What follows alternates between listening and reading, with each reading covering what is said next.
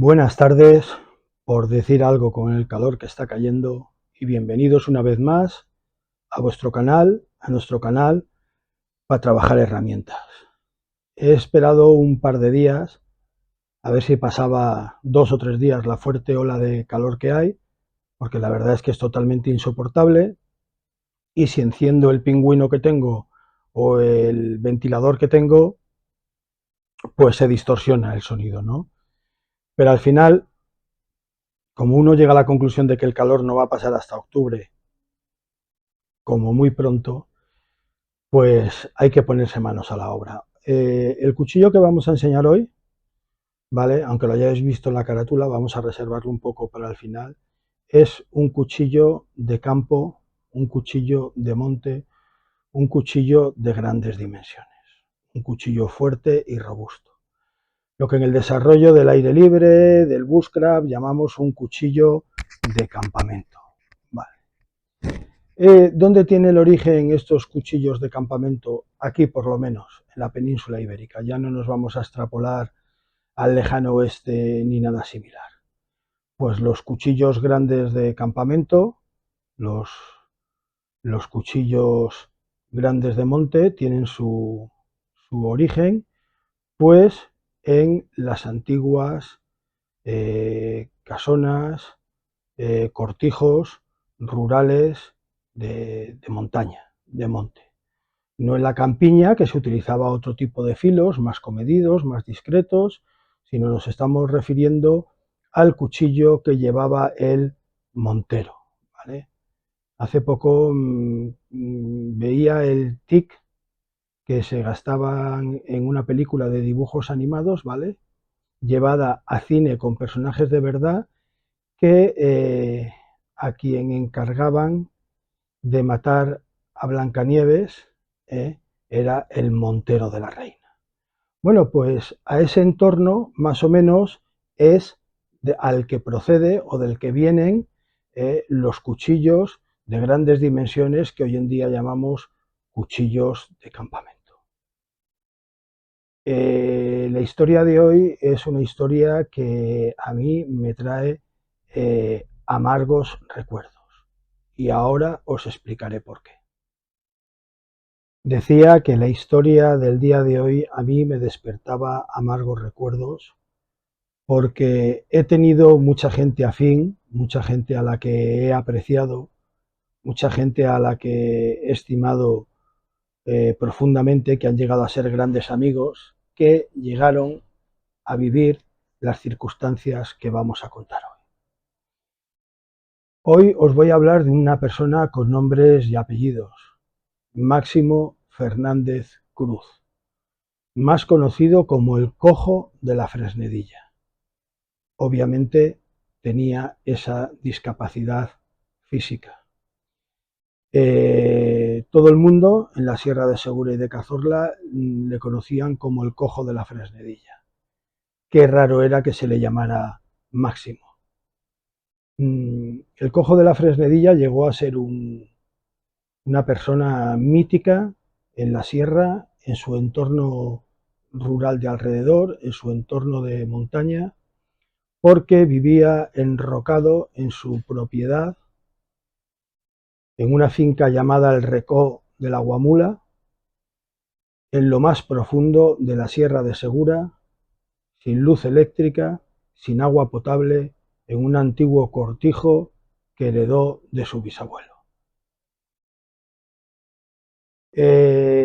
Las cosas son como son, y cuando se generan en los espacios naturales protegidos, se empiezan a generar medidas de protección, leyes de protección, normas de protección, siempre, siempre hay personas perjudicadas.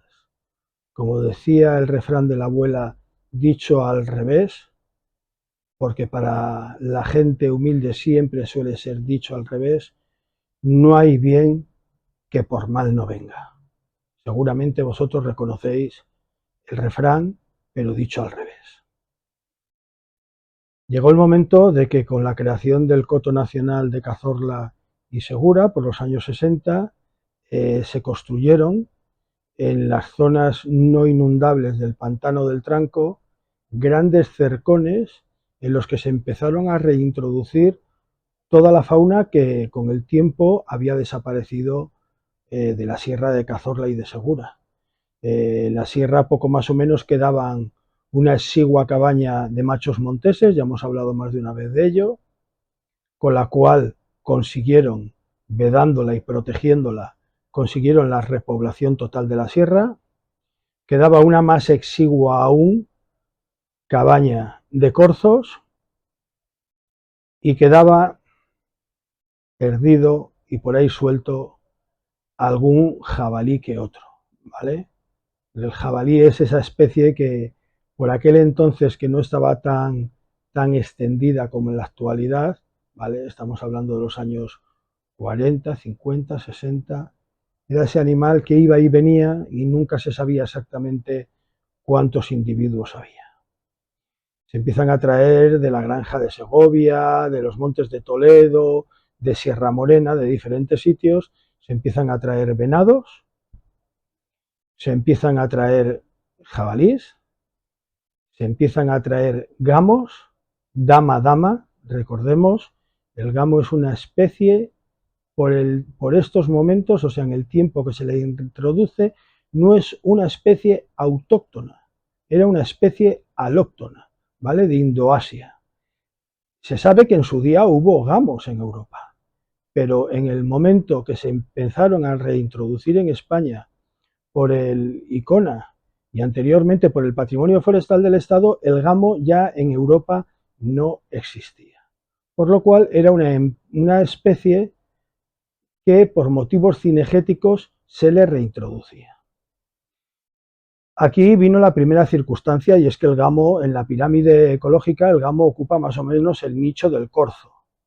Y si corzos quedaban muy poquitos, exiguos, casi ridículos, con la aparición en escena del gamo, pues el corzo quedó arrinconado y desplazado totalmente. Pero bueno, se hicieron unos cercones muy grandes, vamos a la historia. Se hicieron unos cercones muy grandes en el embalse del Tranco de Beas, que bueno, que lo de Beas viene simplemente porque los ingenieros y muchos trabajadores vivían en Beas de Segura, porque de Beas tiene poco el embalse, pero bueno, no vayamos a entrar en polémicas farragosas, ¿vale? El embalse del Tranco, más bien se tendría que haber llamado, digo que no voy a entrar y al final entro, más bien se tenía que haber llamado el embalse del Tranco de Hornos, ¿no? Pero bueno, vamos a correr un tupido velo. En las zonas no inundables se hicieron aquellos cercones tan grandes y se trajeron en cajones de madera, en camiones, los animales y se soltaron en estos cercones y empezaron a hacer su adaptación. Animales sanos, animales vigorosos, animales bien alimentados, se les alimentaba bien, profusa y adecuadamente dentro de los cercones para que se hicieran ejemplares sanos, ¿vale? Para que se adaptaran al medio, a la climatología de la sierra jienense, que sabemos que es de inviernos fríos con nevadas, pero de veranos muy calurosos con sequías, ¿de acuerdo? De estíos muy calurosos con sequías. Pues ahí estuvieron el tiempo, no sé cuánto exactamente, que se consideró oportuno para pensar que estos animales ya estaban adaptados al medio, y cuando ya había muchos concentrados, sanos, adaptados, se bajaron los cercones, se abrieron los cercones y empezaron las primeras sueltas de los animales hacia el monte. Todo el mundo se las prometía felices, todo el mundo se las prometía felices porque era un entorno natural precioso, fantástico, con un pantano que por entonces la climatología no es la de ahora, y un pantano que solía tener casi siempre, casi todos los años, un nivel de agua pues bastante decente, lo que le convertía en un grandísimo lago, ¿no?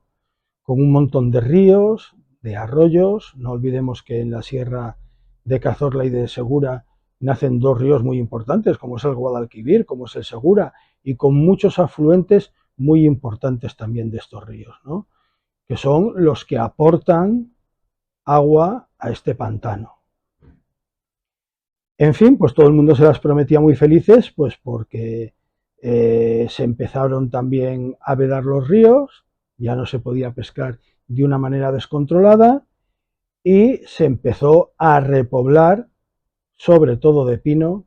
Aquí hay que agradecer una cosa: los señores ingenieros tuvieron alguna ocurrencia que otra, como la de repoblar con acacias, que como decía mi querida Madalena, que en paz descanse, me decía en voz baja: José Luis, que no nos oigan. Mira si tienen el alma negra los ingenieros que plantan acacias, que es un árbol que el único fruto que da son pinchos. Bueno, pues hubo alguna ocurrencia como la de plantar acacias, ¿vale? Pero casi todo lo que se repobló fue de pino. Tenemos que centrarnos en el sentido de que, aparte de que la fauna de la zona estaba muy esquilmada y muy diezmada, ¿vale? La masa arbórea de Cazorla y de Segura se le había dado un tute importante por las contratas excesivas de madereros, algunas más legales y otras menos legales, y con la mala praxis de que cuando a un maderero se le iba la mano cortando más monte del que debía, había contratado y se le había concedido, pues se provocaban pequeños incendios, de acuerdo, con los que tapar esa zona en las que a ellos se les había ido la mano. Todo esto se ordenó, lo estamos contando muy a vuela pluma, todo esto se ordenó con mucha anterioridad cuando llegó el famoso ingeniero del que tanto hemos hablado en este canal. Llegó desde Canarias el famoso ingeniero ordenador don Enrique Macay, que don Enrique Macay fue, ¿os acordáis?, el que creó las redes de caminos por la sierra, las redes de casetas forestales para que los guardas vivieran a pie de monte. Bueno, pues este fue el que metió bien en vereda a los madereros poco ortodoxos, ¿vale? Que los habría que fueran decentes y honrados, pero también había otro buen tropel de madereros, de contratistas de la madera, pues que dejémoslo estar, para decirlo de forma respetuosa, que eran poco ortodoxos. Bueno, pues estábamos en estas, como os he dicho, se las prometían muy felices: los ríos vedados, la sierra vedada, replantando la sierra, reforestando la sierra, tomando medidas proteccionistas. Todo ello en un primer momento, luego en el 83 fue el Parque Natural, pero todo en un primer momento, finales de los 50, principios de los 60, para aquel proyecto de coto nacional de caza. ¿Dónde vino el problema? Pues el problema vino que se estaba invirtiendo muchísimo dinero en la sierra, muchísimo dinero de la época, para sacarle una rentabilidad de tipo cinegético, nos lo podemos figurar, y nadie había calculado, o nadie quiso calcular, hasta que llegó el momento, hasta que llegó el punto de inflexión, qué repercusión iba a tener esto en la población autóctona humana, ¿vale? En el serrano. Todo el mundo pensó en la naturaleza, en la biomasa, en la gestión animal, en la gestión de ríos, pero en el serrano no pensó nadie. El serrano por aquellos años vivía, pues como había vivido siempre, en pequeñas aldeas diseminadas a lo largo y ancho de la sierra de Cazorla y de Segura, muchas aldeitas, habían núcleos más pequeños que eran cortijadas y luego en cortijos, ¿vale?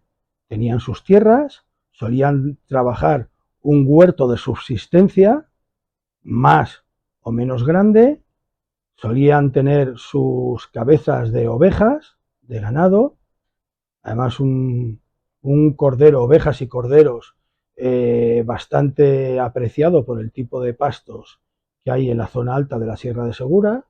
Tenían algo también de ganado caprino y tenían vacas. Era una zona muy de tener vacas, ¿vale? Muy de ganado vacuno, pero de carne, ¿vale? Luego, pues cada X vecinos, pues no faltaba el vecino que tenía sus 2 vacas de tiro, sus 2 bueyes para al que se le contrataba para labrar, para hacer labores duras, y bueno, pues llevaban una economía pues como la que lleva toda la gente de sierra, o la que llevaba toda la gente de sierra pura y dura, una economía mixta de subsistencia. Si le salía algún trabajito por ahí, ¿por qué decimos economía mixta? Porque si al cabeza de familia le salía algún trabajito por ahí, ¿vale? Pues lo cogía y el resto de la familia se encargaba del cortijo, y cuando ya no tenía ese trabajo, pues él se encargaba también del cortijo. ¿Que salía para repoblar pinos? Pues a lo mejor los dos miembros de la familia, el padre y la madre, se dedicaban a ir a repoblar pinos, y los chavales jóvenes de la familia se dedicaban al cortijo, al ganado, a las ovejas. Todos sabemos que el pastoreo en este país por aquellos años se comenzaba muy joven. Yo sé de casos de chavalines que con 7 años ya estaban en el monte cuidando ovejas, ¿vale?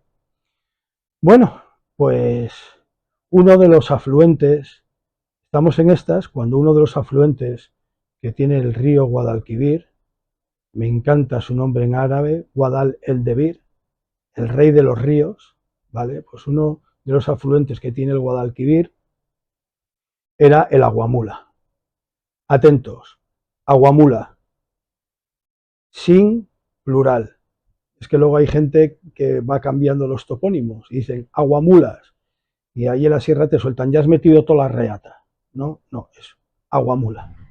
En la parte más alta del Aguamula, junto a su nacimiento, estaba la finca del Recó del Aguamula, y allí era donde tenía el cortijo Máximo Fernández Cruz, el cojo de la Fresnedilla. En otro vídeo explicaremos por qué fue tan fácil empezarle las expropiaciones a los serranos a nivel legal, ¿vale? Pero hoy vamos a explicar los motivos y cómo acabó la historia de Máximo. Los motivos fue que en cuanto le dieron la suelta a los animales no entendían de diferenciar los campos de cultivo de el monte cerrado. Entonces, haciéndose una suelta tan productiva y tan masiva de animales, los animales, en cuanto llegaba la noche, ya desde los primeros días, se empezaron a introducir en los huertos, en los campos, en las pequeñas tablas de cereales que tenían. Si habían navas y espacios más grandes, pues a lo mejor había más, unos espacios, pues no os creáis que muy grandes, pero un poco más amplios para plantar cereal. Toda esa economía que ellos tenían de subsistencia.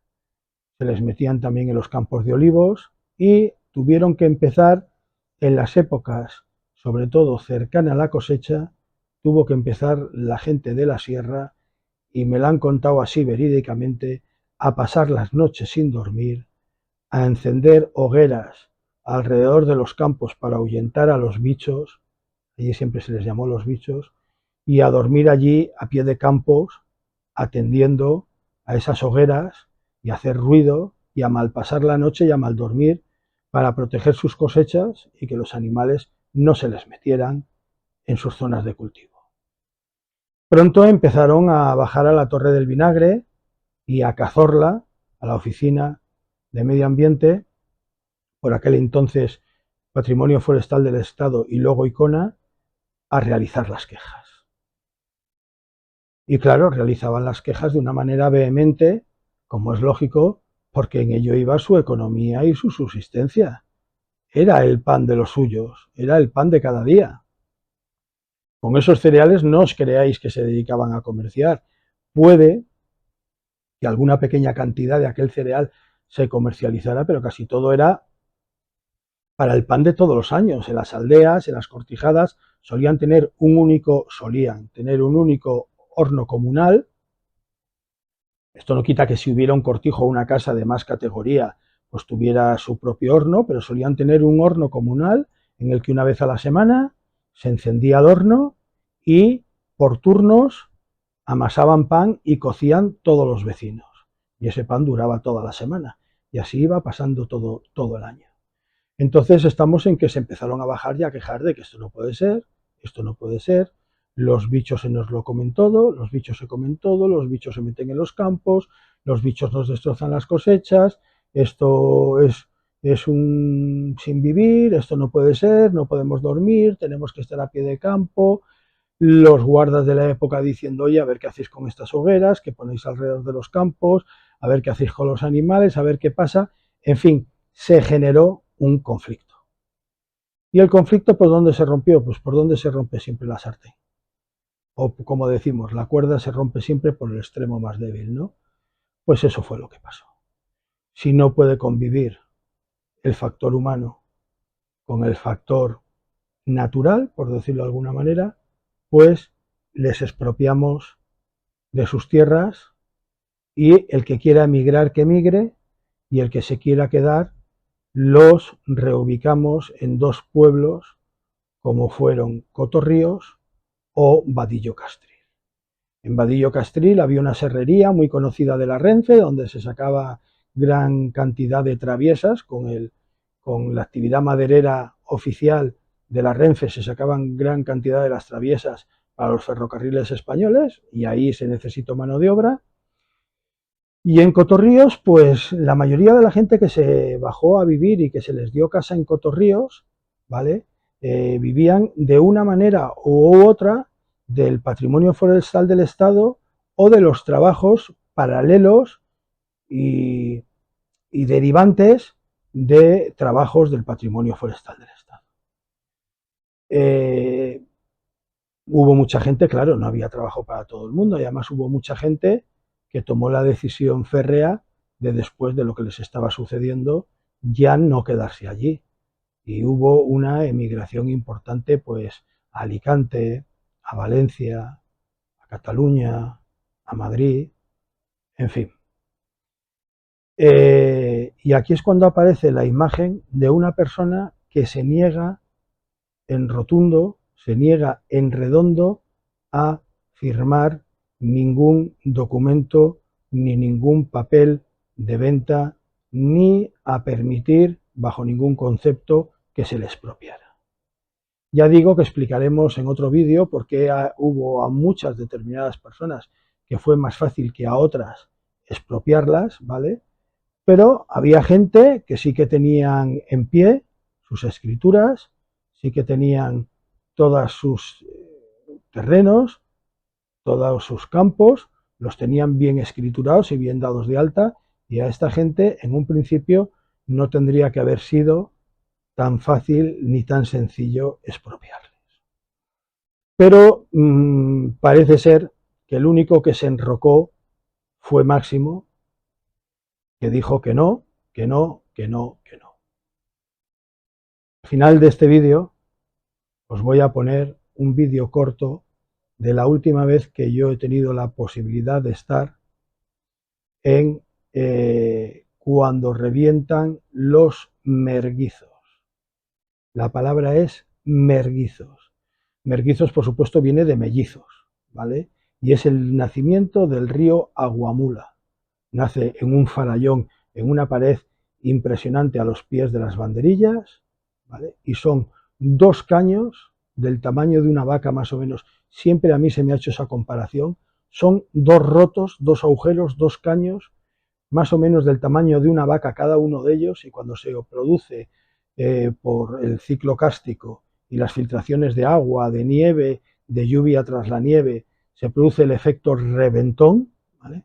El río rompe, igual que se dice que rompe el río Mundo, en el calar del río Mundo, rompe el nacimiento del río Aguamula y salen los dos caños de la pared a presión en paralelo, por ahí viene lo de los mellizos, los merguizos, ¿vale? En paralelo a una distancia que depende del año de lluvias que sea, se separa más o menos de la pared.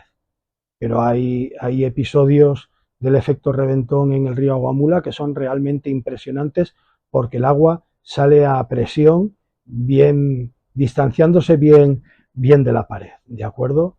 Entonces, en cuanto rompe el Aguamula, se convierte un poco un reclamo para que la gente que está en esos momentos en la sierra se pegan una gran caminata, porque suele ser en invierno, claro está, los días se acortan y si quieres estar allí un rato viéndolo, pues prácticamente tienes que salir de mañana, porque si no se te hace ya el atardecer regresando, ¿de acuerdo? Hay que hacer una buena distancia hasta llegar, porque la pista forestal que sube a esta zona de la sierra está cerrada con barrera. Hay que subir a pie. Quien quiere ver este fenómeno cuando se produce, tiene que caminar y tiene que patear. Y tiene que conocerse un poco la sierra, porque cuando acaba la pista hay que saber dar con el sendero que por detrás del cortijo de la Fresnedilla sube, para que se puedan ver los merguizos echando agua. ¿Por qué os hago esta reflexión? A Máximo le pesaría la tradición familiar, le pesaría haber heredado el cortijo, ya no recuerdo si de su abuelo o de su bisabuelo, he dicho antes bisabuelo, ahora estoy con la duda de si lo heredó de su abuelo o de su bisabuelo el cortijo. Le podía pesar el arraigo a su tierra, pero es que también cuando uno ve dónde estaba aquel cortijo, o sea, es espectacular, pero espectacular el paraje, el paisaje, todo lo que rodeaba a la finca del Racó de la Guamula y en concreto al cortijo de la Fresnedilla. Espectacular. Luego cuando veáis el vídeo me vais a entender. Entonces Máximo se enrocó y no, y no, y no, y no. ¿Qué pasó? Pues que el Estado tiene sus medios y sus metodologías. A él en un principio no le importaron mucho las cosas, porque como él allí no tenía luz eléctrica, se alumbraba pues como toda la vida del señor, con candiles y con carbureros, y el agua tenía un arroyo que pasaba al lado del cortijo y era donde cogía el agua, no tenía agua corriente, por decirlo de alguna manera, por lo que entendemos hoy por suministro de agua corriente, y él pensaba seguir viviendo como había vivido siempre, no tenía mayor problema. ¿Qué le iban a poder hacer a él? Pero el Estado empezó a adquirir todas las tierras, que rodeaban el cortijo. Y llegó un momento en el que Máximo estaba en una isla, rodeado totalmente por todo propiedades y tierras del Estado.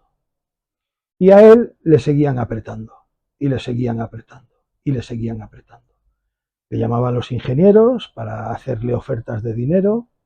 Él llegó a decir en algún sitio que en el año 70 le llegaron a ofrecer 217.000 pesetas de la época, una cosa así. No penséis que era mucho dinero para una finca, ¿eh? Con 217.000 pesetas de la época, los años 70, pues al principio de los 70, pues probablemente se hubiera podido comprar un buen piso. Punto. No creáis que yo nací en el 66, ¿no? Pero el concepto que tengo de lo que he oído siempre contar es ese. Y Máximo nunca accedió. Cada vez que hacía algo que no debía, porque qué fácil era, viviendo rodeados por tierras que son del Estado y que no son tuyas, y encima esas tierras, en cuanto pasan a propiedad del Estado, pasan a estar protegidas por esas leyes de protección que han adquirido cuando aquello se ha formado como coto nacional de caza, que raro era no meter la pata, ¿no? Y de vez en cuando no hacer alguna más o menos a cosa hecha, más o menos queriendo o más o menos sin querer, ¿no? Pues allí que subía la guardería forestal a pegarle la bronca, allí que subía la Guardia Civil mandada por los ingenieros a pegarle la bronca, mire usted Máximo, que esto no puede ser, que... Y allí estaban todos los días rencillando, lo que dicen en Jaén, rencillar. Allí estaban todos los días de problemas. Un buen amigo mío, Manolo, me dice, mira José Luis, yo era chiquillo y como yo iba a escuela sabía escribir. Y me agarraba y me decía, escríbeme una carta. Yo que sé las cartas que le he escrito al Máximo. Me decía mi amigo Manuel, Manolo, que en paz descanse.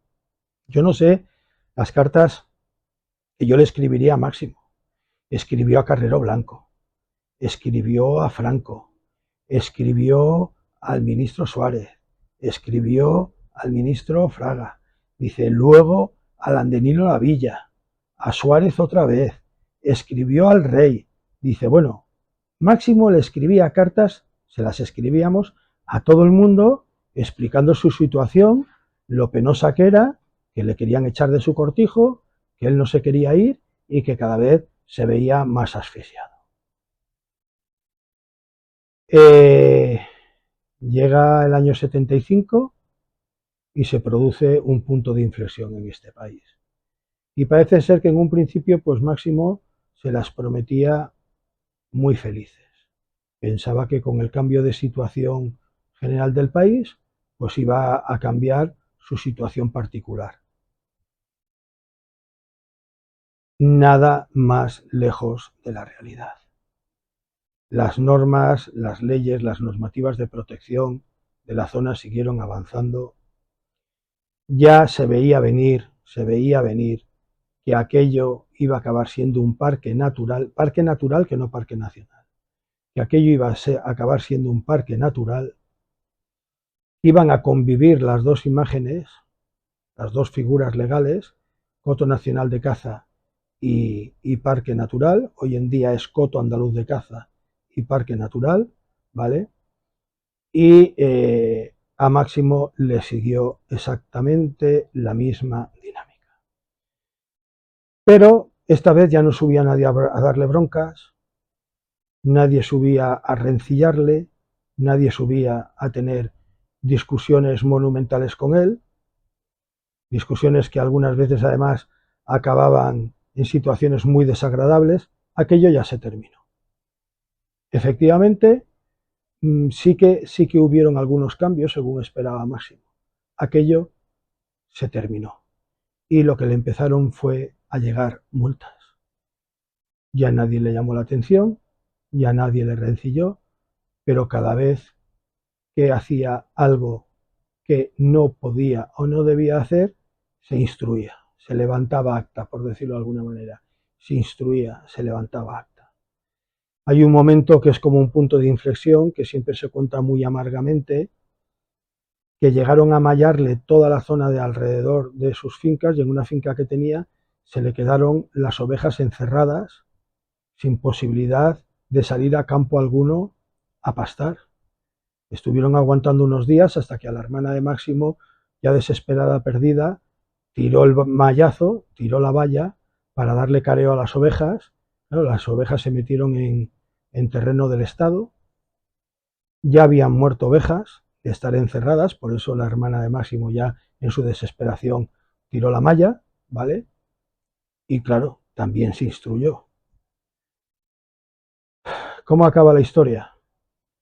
Pues la historia acaba que en 1981-1982 la acumulación de causas hacia Máximo Fernández Cruz, una persona pues que nunca le había hecho nada a nadie, pero que sí, que llevaba décadas saltándose las normativas,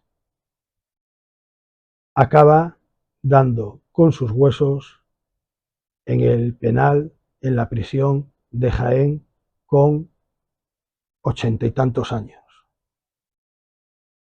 Aquello para la sociedad de la sierra fue muy duro, muy duro. Y fue un aviso para navegantes. La administración es lenta, pero la administración al final se sale con la suya. Máximo salió de la prisión, cumplió el tiempo que tuvo que cumplir.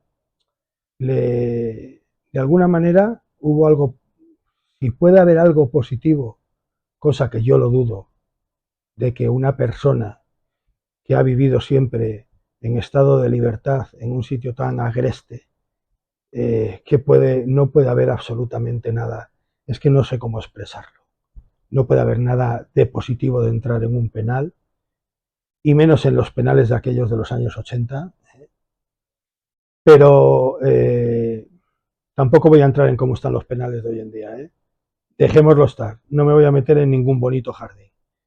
Pero bueno, él tenía un bulto muy grande, ¿vale? Debía de ser una especie de quiste, era muy grande, y en el periodo que estuvo en prisión se lo operaron, se lo limpiaron y de aquello le curaron.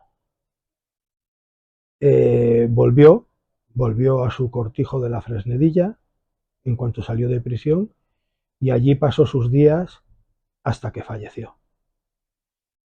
José Muñoz, en sus libros, cuenta de una manera muy bonita como una tarde subió a la Fresnedilla a visitar a Máximo y estuvo ahí en el fuego, al calor del hogar, de la chimenea, en el fuego, sentado hablando con Máximo de cosas pues humanas, divinas, del campo, de todo. Y recuerda como Máximo le miraba y le decía: han venido unos señores que me ofrecen por las nogueras. Acordaros lo que os digo siempre, en la sierra no se llaman nogales, ¿vale? Porque al dar fruto adquiere la feminidad, ¿no? A ofrecerme no sé cuántos miles de pesetas por las nogueras. ¿Usted cree que es posible que sea cierto la cantidad de dinero que me ofrecen? Y José Muñoz le miraba y le decía: Máximo, usted tiene muchas nogueras y son muy grandes. Tienen muchos metros cúbicos de madera. La madera de nogal para hacer muebles se paga muy bien. Ah, no, no, no, yo les he dicho que no. Vamos, el que se le ocurre tocar una noguera mía, se le cae el pelo. Claro, era otra manera de subsistencia. Cuando llegaba la época de la cosecha, pues no os podéis figurar la de costales de nueces que salían de esa finca, las que se quedaba él para el consumo propio y las que le vendía a sus vecinos, ¿eh? Economía de subsistencia. No, no, no, no, yo no vendo ni una sola de las nogueras, pero es que ni una sola de ellas. Faltaría más, que las plantó mi abuelo, que las plantó. Vale. Pues esa fue una de las últimas conversaciones de las que queda, por decirlo de alguna manera, registro de alguien conocido con Máximo. Han pasado los años, Máximo falleció, han pasado los años. Yo no sé, es un sentimiento muy contradictorio. Yo no sé en estos momentos la figura legal que tiene el cortijo de la Fresnedilla ni la finca. Desde luego Máximo murió sin que le expropiaran la finca. ¿De acuerdo? Sé que hay legislación, sé que hay que seguir pagando tributos, que hay que seguir pagando impuestos. Allí ya no vive nadie, hace décadas que ya no vive nadie, el cortijo está abandonado, el cortijo se ha ido derruyendo, yo lo conocí todavía en pie, el cortijo se ha hundido totalmente, le han caído las vigas, le han caído las tejas, solo quedan las tapias del cortijo de la Fresnedilla. Las nogueras se secaron, sin nadie que les abriera reatos desde el arroyo para regarlas, las nogueras se secaron. Alguna está en tierra ya, y aquello que queda pues es para los que llegamos y que conocemos la historia, pues es el recuerdo de aquel viejo serrano, y para la mayoría de la gente que llega haciendo lo que hoy en día se llama turismo rural y que sube hasta ahí arriba porque quiere hacer alguna ruta, o los montañeros que suben por ahí para brincar a la tina de las ollas, de ahí a los campos de Hernán Pelea y de ahí a la cima del Banderillas, en fin, pues ven las ruinas de un antiguo cortijo. Qué riachuelo más bonito pasa por aquí y qué pena de nogueras o nogales que están secos y echados a perder. Nadie se puede figurar la historia tan trágica, por decirlo de alguna manera, que encerró aquel cortijo y que es la historia ni más ni menos del único serrano que le plantó cara a la administración, le declaró la guerra entre comillas a la administración y que en el año 81-82 se vio abocado a ingresar durante un tiempo en el penal provincial de Jaén. Luego volvería a pasar sus últimos días en su cortijo. Una historia triste, una historia dura, pero una historia real. A veces lo que es bueno para unos es malo para otros, y como dicen las abuelas en el campo, no hay bien que por mal no venga. aunque insisto, vosotros creáis que el refrán es al revés. Este vídeo y este cuchillo que vamos a enseñar hoy, que por supuesto no creo que Máximo tuviera un cuchillo de unas calidades tan supremas como el cuchillo que vamos a enseñar hoy, pero sí que tendría otros cuchillos de porte grande para todas sus labores y para todos sus trabajos, los cuchillos de cortijo, esos cuchillos considerables, ¿de acuerdo? Pues este vídeo y este cuchillo de hoy, si me lo permitís, lo voy a dedicar a la memoria de Máximo Fernández Cruz, el cojo de la Fresnedilla.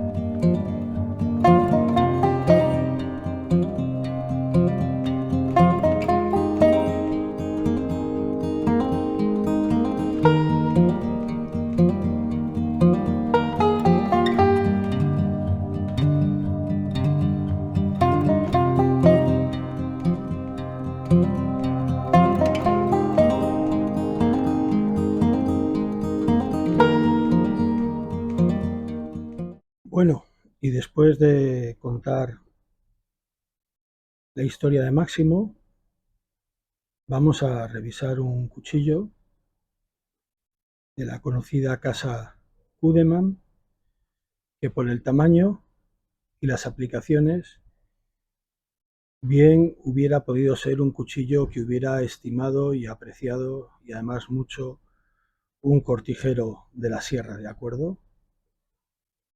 Tendrían cuchillos de este tamaño, seguramente, probablemente también algunos mayores. Tendrían hoces, tendrían muchas herramientas de corte, pero desde luego cuchillos de esta calidad no los tendrían. Además me queda una duda razonable, y es que la gente de sierra no es muy dada a apreciar este tipo de aceros, ¿vale? A ellos, si se les saca del carbono, no les suele hacer mucha gracia. Pero vaya aquí la revisión de este cuchillo de la casa Kudemann. Aquí lo tenemos. Lo sacamos de su caja.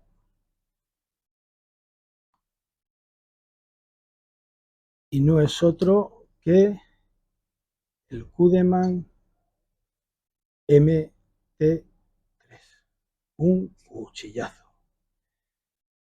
Este cuchillo llegó a mis manos, lo compré, hay un vídeo anterior, muy al principio del canal, hay un vídeo de agradecimiento a Juan el Torpe, porque lo compré gracias a que en un vídeo se lo vi a Juan el Torpe, ¿de acuerdo? Entonces me convenció tanto el cuchillo que me fui a una conocida armería de aquí de Valencia. No pasa nada porque diga el nombre, todo lo contrario, son gente bastante amable. Aventura Jiménez, ¿de acuerdo? Y les quedaban solo por aquel entonces 2 ejemplares.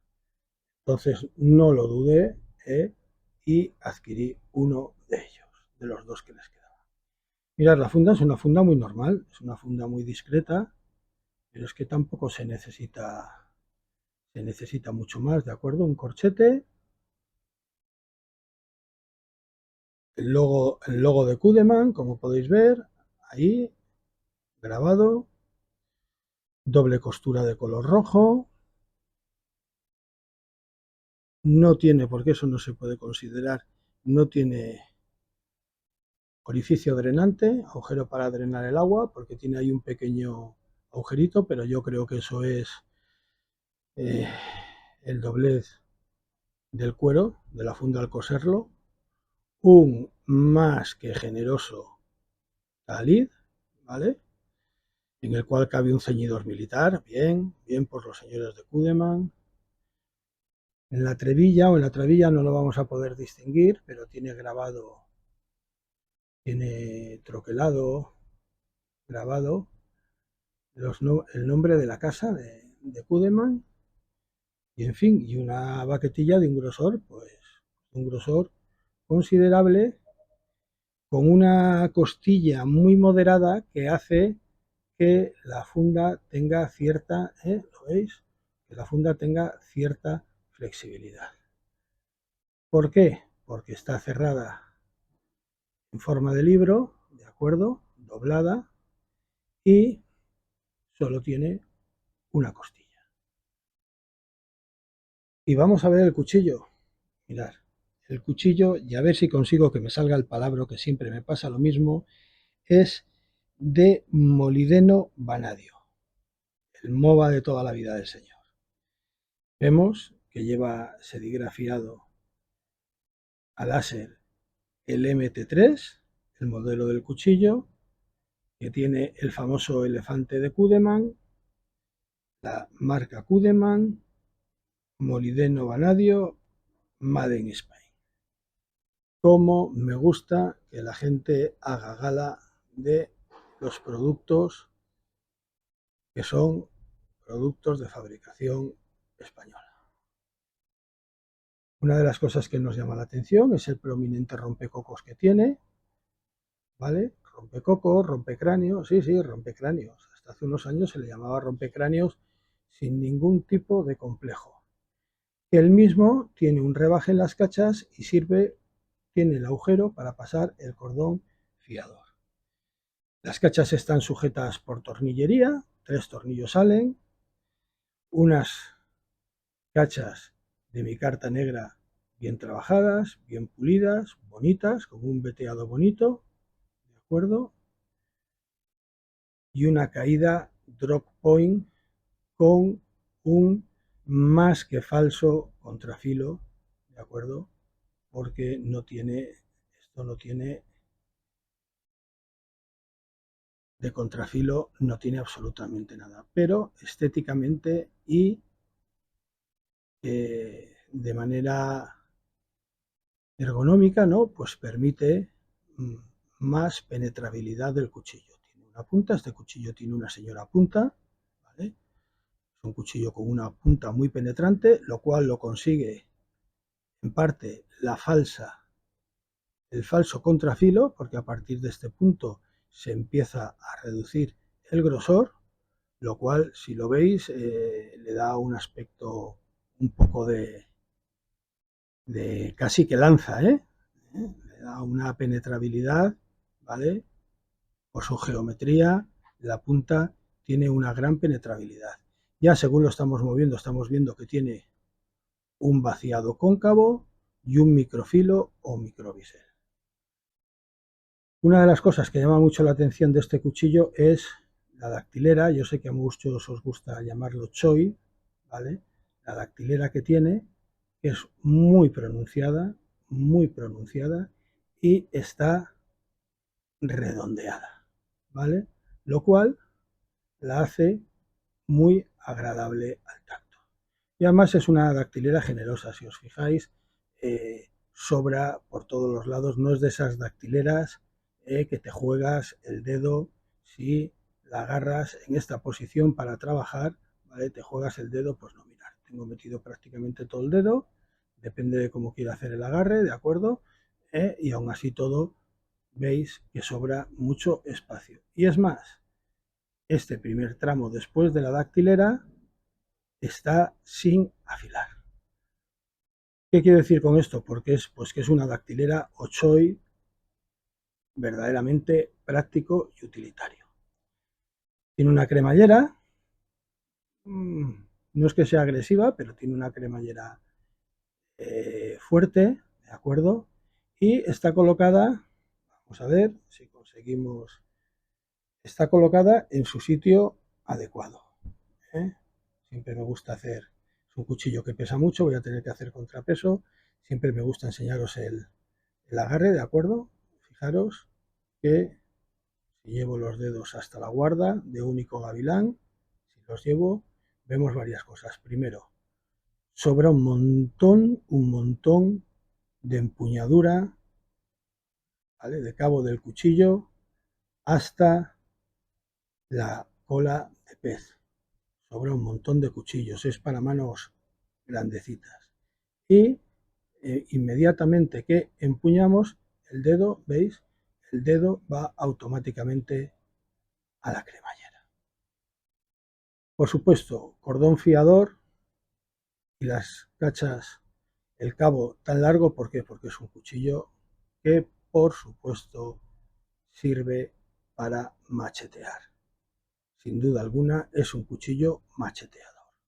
Fijaros que ahora lo contrario, si llevo la mano atrás a la cola de pez, me coloco el cordón fiador, fijaros todo lo que sobra por delante, fijaros que el dedo no me llega ni siquiera a la cremallera y se puede utilizar perfectamente el cuchillo para machetear. Un grosor más que considerable, que ahora lo veremos en las especificaciones. Tiene un recazo súper amplio, que lo ocupa totalmente la dactilera Ochoy. Por un lado lo ocupa la dactilera Ochoy y por otro lado lo ocupa la cremallera por la parte de arriba, ¿de acuerdo? Luego tiene esta contundente guarda con un único gavilán. Tiene una mesa muy grande, lo cual le da una robustez tremenda al cuchillo. Ya hemos dicho que vaciado cóncavo con microfilo o microbisel y que esta falsa o este falso contrafilo, ¿de acuerdo? Le hace que sea un cuchillo que ergonómicamente tenga una gran penetrabilidad. A la vez de que pierde poca robustez la punta. Fijaros donde empieza a bajar y casi hasta el final no es cuando se hace fina del todo la punta. Desde luego un cuchillo súper contundente. Perdonar porque hoy estamos con problemas con la luz. En definitiva, un cuchillo súper contundente. Por el otro lado, no lleva absolutamente nada serigrafiado, ¿de acuerdo? La funda lleva un cordón, pero es un cordón, como yo suelo decir, es una guita, ¿vale? No tiene nada no tiene nada ni de paracord, ni de cordino de montaña, ni nada. Es un cordón, una guita.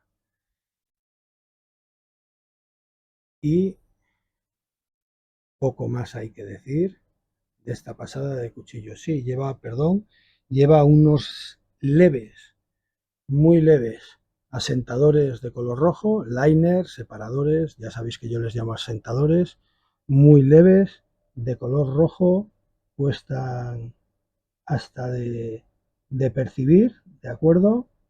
¿Eh? Son muy finitos, ¿vale?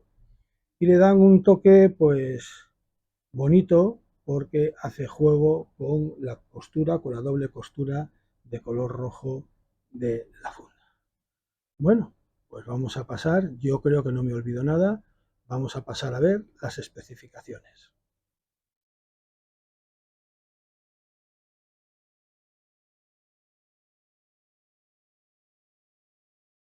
Vamos a ver lo que pesa el cuchillo sin la funda.